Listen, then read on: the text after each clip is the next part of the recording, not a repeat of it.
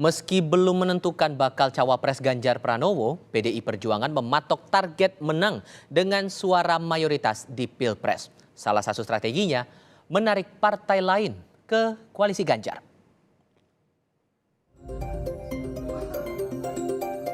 Koalisi pendukung bakal capres Ganjar Pranowo terus bergerak. Hari Rabu, elit PDIP, P3, Partai Perindo, dan Partai Hanura kembali menggelar rapat strategi pemenangan Pilpres. Partai politik pengusung Ganjar sepakat memadukan kerjasama di Pilpres dengan kerjasama di pemilihan legislatif, serta melancarkan komunikasi partai politik dengan relawan. Sekjen PDI Perjuangan Hasto Kristianto yakin strategi pemenangan Ganjar tetap optimal. Meski belum ada cawapres terpilih, PDIP tetap memasang target menang dengan suara mayoritas.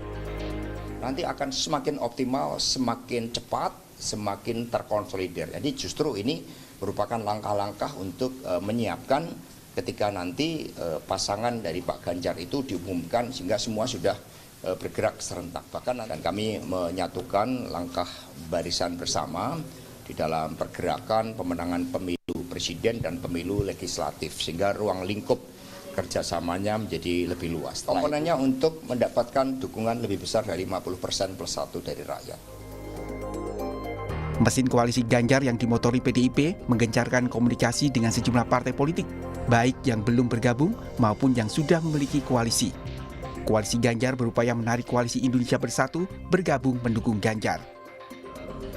Koalisi atau kerjasama partai politik pengusung Ganjar Pranowo ini bisa bertambah lagi.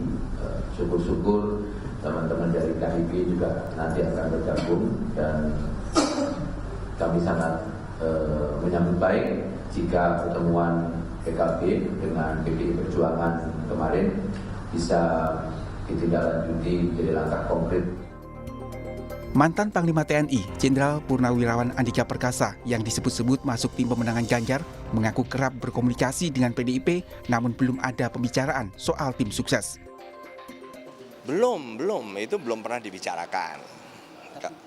Tapi siap untuk menjadi tim? Oh siap, komunikasi juga sering, tapi kan tidak membahas spesifik tentang misalnya tim pemenangan atau apa, kan nggak pernah, itu belum.